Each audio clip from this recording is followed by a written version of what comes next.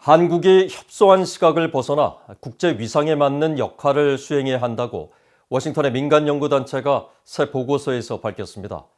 전현직 미국 관리들과 전문가들이 참여한 이 보고서는 미국과 한국이 공동인식을 갖고 아시아 복원력을 위해 전략을 재편할 필요가 있다고 바이든 행정부에 제언했습니다. 김동영 기자입니다. 워싱턴의 민간단체인 전략국제문제연구소 CSIS는 22일 미한 동맹관계에 대한 제언이라는 제목의 보고서에서 현재의 미한 동맹관계가 동북아의 평화와 안정, 국제 공공재 원천이라는 관점에서 완벽한 잠재성을 끌어올리지 못하고 있다고 평가했습니다.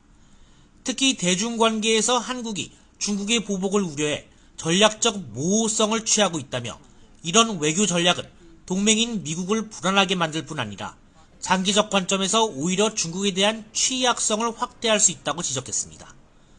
이어 한국의 전략은 미국의 중국 편을 들고 있다는 오해를 낳고 있다며 최근 다른 동맹 현안 대처에 있어서도 불신을 증폭시키는 결과를 낳았다고 우려했습니다. 아울러 미국과 한국이 공동의 인식을 공유하지 않을 때 중국에 대한 한국의 지렛대 효과도 사라진다며 중국은 한국을 미국의 전체 동맹 관계에서 약한 고리로 인식하고 있다고 분석했습니다. 그러면서 중국과 연계된 문제들에 대처하기 위해서는 미한 동맹 관계를 중국에 대처하는 개념에서 탈피해 아시아 복원력을 위한 원칙에 입각해 전략을 재편할 필요가 있다고 제언했습니다. 이날 보고서 공개에 맞춰 열린 화상대담에서 존 햄리 CSIS 소장은 한국이 국경을 맞댄 이웃나라의 문제에만 초점을 둔 협소한 시각에서 진화해야 한다고 지적했습니다. Korea has to transform itself so it's just not preoccupied with its own neighborhood, its own geographical boundaries, and its immediate neighborhood in Northeast Asia. I mean, Korea is the 10th largest economy in the world now, but it shouldn't be acting like it's just a small, vulnerable regional actor. And the vulnerability to intimidation comes from being too small in Korea's imagination. 보고서는 또 남북관계에 대한 정책 원칙은 북한의 비핵화가 단기적으로 해결하기 어렵다는 현실을 받아들이면서도 완전하고 검증 가능하며 돌이킬 수 없는 비핵화, 즉 CVID가 장기적 목표로 남아있어야 한다는 점을 강조했습니다.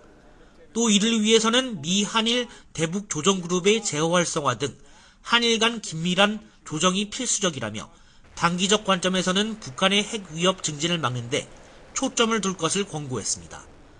아울러 유엔의 대북제재 기조는 계속 유지하면서 북한의 인권 유린 실태에 시야를 잃지 말아야 한다며 인권을 비핵화 협상과도 긴밀히 연계해야 한다고 제언했습니다. 한편 이날 화상회의에 참석한 빈센트 브룩스 전 주한미군 사령관은 최근 한국 사회의 일각의 자체 핵무장 논의에 대해 거론하면서 한국의 핵 보유는 도움이 되지 않을 것으로 판단한다고 밝혔습니다. It tends to be tied to a sense of full control over individual destiny, as opposed to what extended deterrence addresses, and that is about shared destiny and shared responsibility for responses to threats. My opinion is that the provision of nuclear weapons in South Korea would not be helpful. 브룩스 전 사령관은 그러면서 한국의 자체 핵무장은 결국 북핵 문제를 더욱더 어렵게 만들 것이라면서 일본뿐 아니라 중국의 반발을 야기하는 지정학적 변화를 야기할 수 있다고 지적했습니다. VOA 뉴스 김동현입니다.